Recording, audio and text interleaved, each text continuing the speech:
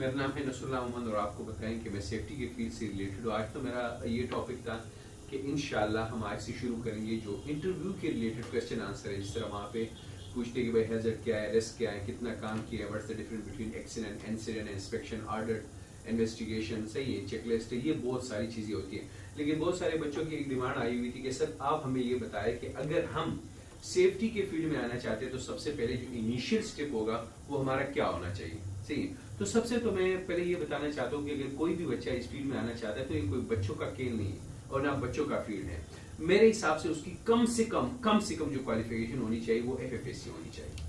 और उसके बाद अगर ये सेफ्टी के फील्ड में एंटर होना चाहता है ना, तो सबसे जो बेहतरीन और पहला सर्टिफिकेट है वो है निबोश का, जो कि यूके का सर्टिफिकेट है। लेवल 3 और लेवल 6 इसमें होता है। तो सबसे पहले मैं निबोश को रिकमेंड करूंगा। निबोश से बेहतरीन शुरू में कोई भी एक सर्टिफिकेट नहीं, क्योंकि जहां भी आप जाते हो इंटरव्यू के लिए तो सबसे पहले आपसे ये पूछा जाता है, do you have any NEBOSH certificate. वो इसमें मुख्तलिफ सारे हैं, ऐसे ही हैं, ऑयल एंड गैस का भी आजकल आए हुए, कंस्ट्रक्शन का भी आए हैं और भी बहुत सारे हैं, लेकिन सबसे पहले वो आपसे पूछते हैं निबोश का।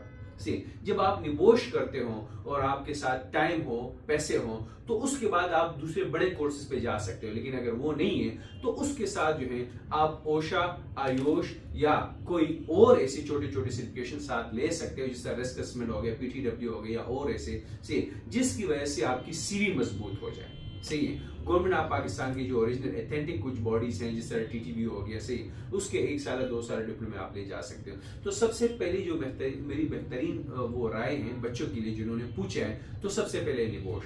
हाँ, अभी अगर आपने निबोश किए, वहां जॉब पे हो, तो वहां पे जो हमारे दोस्त हैं, छोटे भाई हैं, सही है, जो सीनियर हैं, तो उसको फिर मैं ये रिकमेंड करता हूँ, उसको तो वहां पता भी चल जाएगी। लेकिन बाद औक़ात लोग पूछते कि इसके बाद हम क्या करें, तो फ्रेश बच्चों के लिए फिर मेरा ये मशवरा है, अगर कैमरा थोड़ा सा घुमा दे, सही है, तो ओथम और NVQ की तरफ अगर वो आ जाए, सही है, ओथम और NVQ जो है ये सेकंड स्टेप में है, इसमें लेवल 6 पर आप करें। सही है, इसमें भी लेवल 3 है लेकिन उसकी इतनी वैल्यू नहीं है। उसके बाद आप लेवल 6 जब करते हो तो डायरेक्ट आप ग्रेजुएट मेंबर के लिए वो एलिजिबल हो जाते हो। सही है, और फिर उसके बाद आता है CMIO, सही है, पार्टनर फेलो XYZ, तो ये बहुत सारी चीजें आते हैं। अब बहुत सारे बच्चों ने ये भी क्वेश्चन कल किया कि सर आपने रेगर का बताया, तो इसका क्या क्राइटेरिया है।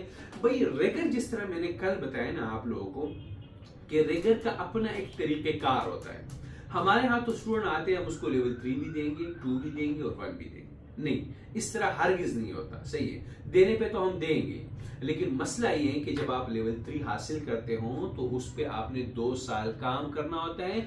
जब उसकी एक्सपायरी टाइम पूरा हो जाए, आपके साथ एक एक्सपीरियंस सर्टिफिकेट आ जाए और लोगों को पता चले कि हाँ भाई आपने रेगर पे काम किया, तो उसके बाद आप लेवल 2 के लिए एलिजिबल हो जाते हो, जिस तरह मैंने कल शार्ट बताया। सही है, और फिर उसी हिसाब से आप लेवल 1 पे जा सकते हो। अब लेवल 3 की अपनी एक वेट वजन है, क्राइटेरिया है, लेवल 2 की अपनी है और लेवल 1 की अपनी है। सही, तो इंशाल्लाह अगले वीडियो में मिलेंगे और उसमें हम सिर्फ इंटरव्यू के रिलेटेड और जो अच्छे कोर्सेज है उसके रिलेटेड हम बात करेंगे। सही है, इंशाल्लाह। अस्सलाम वालेकुम, मिलते हैं अगले वीडियो में।